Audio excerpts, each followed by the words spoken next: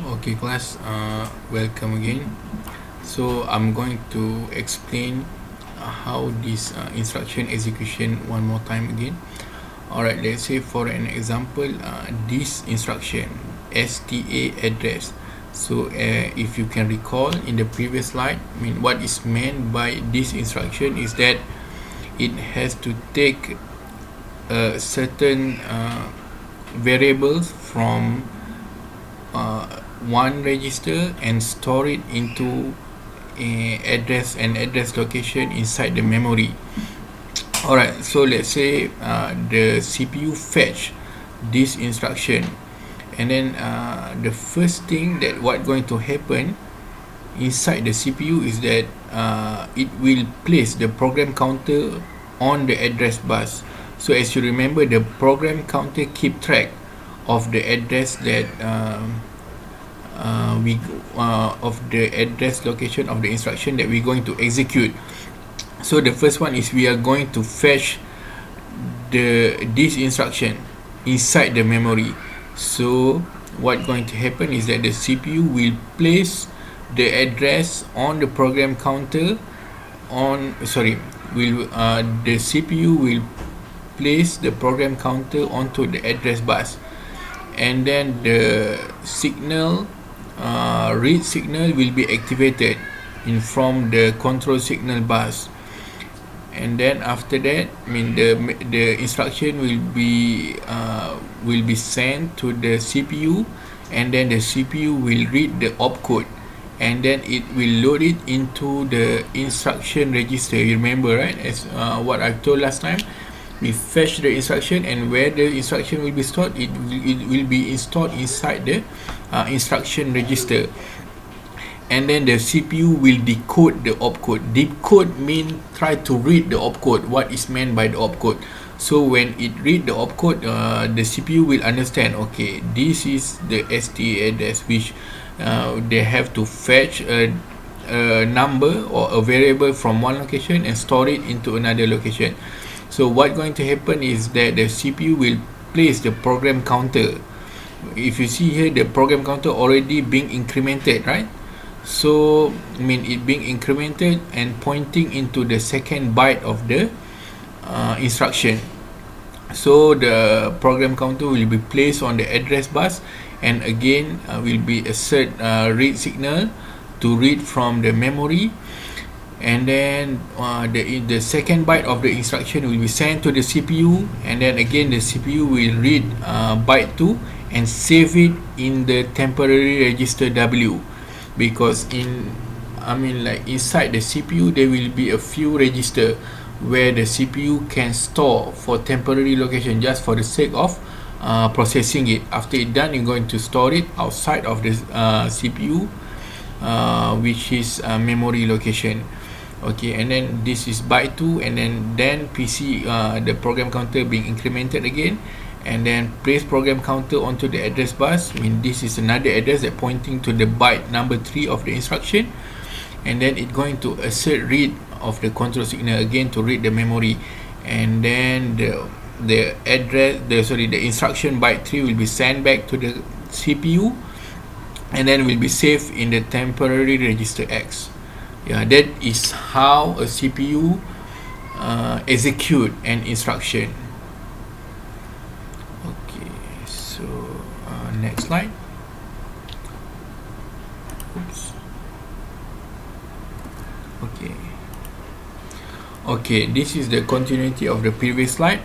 Okay, and if you realize now, the CPU already transferred all the 3 bytes of the instruction into the CPU.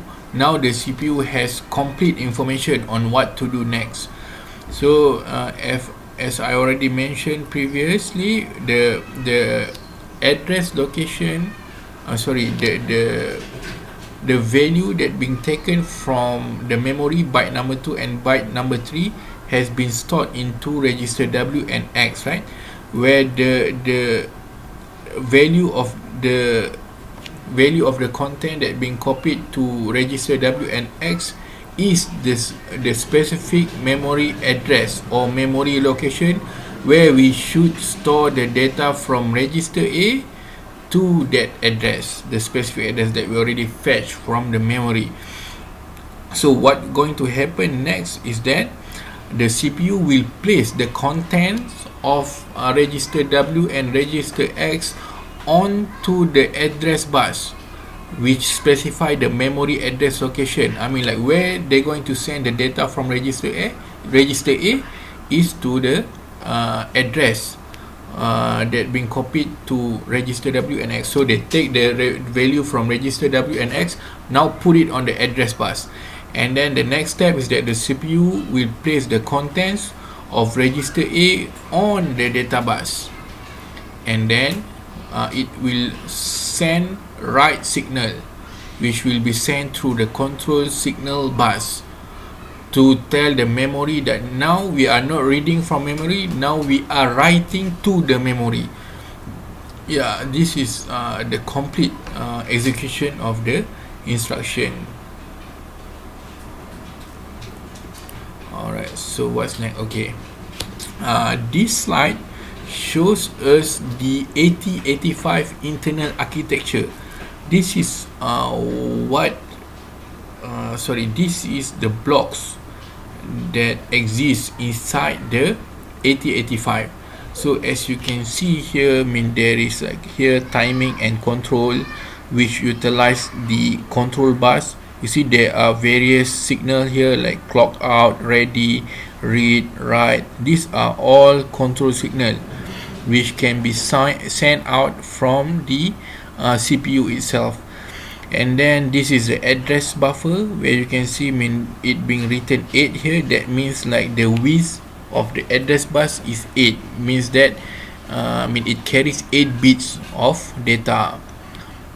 And then here, as you can see, this is the data or address buffer, and we can send data through this bus, and also we can also utilize this bus to send an address. Alright, so what else we can see? Yeah, here is the instruction register. As you can see, the size of instruction register is 8 bits, and there are flags here. So I'm gonna explain what is flag after this. And then this is temporary register, where you can store temporary data to do the processing. And this is the accumulator. I mean, this is gonna be explained later. And there's also interrupt control. And as you can see here, these are, I mean, the register that available on the CPU itself. When I say register, I mean, it acts like a memory, a temporary memory, where you can store information or data on it to do the processing. Let's say you want to do like 8, the addition 8 plus 5, right? So you can store the value 8 here inside the register B, and you can store register 5, you can store value 5 inside register C, and then you can take this value out and send it to the ALU to do the addition. I mean, that is just an example to get you, I mean, to give you a picture what is the register really is. And there's a stack pointer here, I mean, and also program counter. I mean, I'm gonna explain what is stack pointer of this, but this is the program counter that we have mentioned before, where it keeps track of the address of the instruction that being executed. So I mean, whatever, if you can read the program counter value, that is pointing to the address of the instruction. Alright, so register file. Okay class, now I mean, this slide is actually explaining about register. Alright, as you can see, I mean, the first one is the instruction register. I mean, the size of instruction register for 8085 is 8 bit. So at one time, this instruction register can store only 8 bit at a time. And then as you can see, there are other register here: B register, C register, D register, E register, H register, L register, stack pointer. The B, C register, I mean, B is 8 bit, C is 8 bit, D is 8 bit, and E is 8 bit. Same goes for H and L. And then stack pointer is 16 bits, and program counter is also 16 bits. Alright, and then okay, so as you can see, the B and C can be concatenated What is meant by concatenated is that it can be combined. Let's say B is 8-bit and C is 8-bit. B and C can be combined as a 16-bit register, because when we can, let's say we want to store the address. Normally the address in 8085 we are using 16 bits, right? So we can combine B and C and it can form 16-bit registers. So the combination can be done B and C, D and E, and also H and L. And then okay, then there is a note here: 16-bit register HL used as a memory pointer with many 8085 instructions. That means the combination of H and L normally being used as a memory pointer in most of the 8085 instructions. Later we will see, there are a lot of set of instructions that we can use in 8085. So most of the 8085 instructions normally they utilize this HL register as a memory pointer. There is an example here. Okay, here's the example. For example, the instruction move AM. So A is the register, M is the memory location. When this instruction, when you execute it, when the CPU execute it, it will copy the contents of the memory location here. The M will specify a memory location, and then the content, what is inside the memory location, will be copied into register A. So normally the address location that being specified here, normally it being stored in the HL register. That is the example how the HL register normally being utilized in most of the 8085 instructions. Okay, the 16-bit register SP. SP stands for stack pointer. It contains the address of the memory location of the top of the stack area of memory. Alright, okay, this is a little bit complicated to be understand. So okay, first we have to understand what is a stack. So actually stack is just a part of the memory. It utilizes the memory, but it assigns certain address to act as a stack. So stack mean like you can reserve certain amount of memory location and set it as a stack. So it operates as a last in first out bank of register. So what is meant by last in first out? So let's say you have a stack. Alright, let me draw it. Okay, last in first out. So let's say you store the first data inside first location of the memory, and then you take another data, the second data, and you want to store it also in the memory. Oops, it's terrible.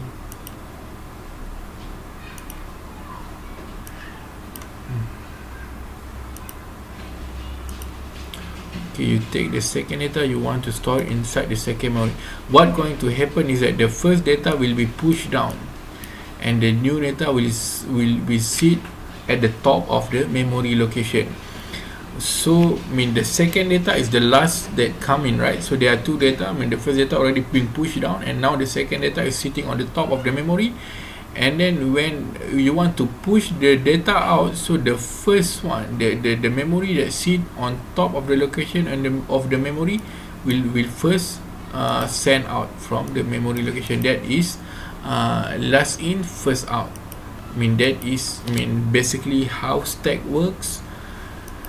And then the memory location which constitute the stack are used to store binary information temporarily during program execution. Okay, imagine this class. Alright, okay, you have limited amount of register, right? Sometimes you cannot really utilize the whole register that available on the CPU. So we need to have extra memory location where comes the stack. So sometimes we have to store temporary location, so we use the stack to store the temporary information that we need to use. So as you can see, the stack can be located anywhere in read-write memory, but is usually defined such that it neither interferes with the program. So I mean, you utilize the memory to make a stack, but the stack cannot be interrupt or cannot be overlap with other memory location. That's why you have to specify which address of the memory location that you use as a stack. And then okay, this is the example how you can set the starting address of the stack. So the start address of the stack is specified at the initialization stage of the program by loading the 16-bit CPU register called the stack pointer. So this is stack pointer, and this is data 16-bit of the address, which specify the address location you want to make as a stack. Alright.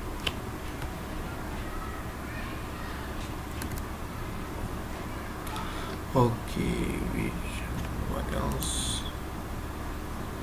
Okay, data from CPU register pairs are stored in the stack area of memory when the processor executes a push RP location. So sometimes, like when okay, wait, this is a little bit hard. Okay, okay, let's say the second line of this slide, right? So the contents of the program counter is automatically stored in the stack area of memory whenever the processor executes a call or restart instruction. Okay, let's say you have instruction, right? We have like one instruction, two instructions, three instructions. Should be it being executed sequentially. The first one first, and then goes second one, and then the third instructions, right? But some of the instructions, it might need the CPU to go back in the beginning. For example, the reset instruction. So let's say that the instruction number 3 is a reset instruction, right? So sometimes it has to push to go into the first location. So you have to know the address location of the current instruction. So that's where you save the address of the current location of the instruction inside the stack pointer. That is one example of how you can use the stack or stack pointer.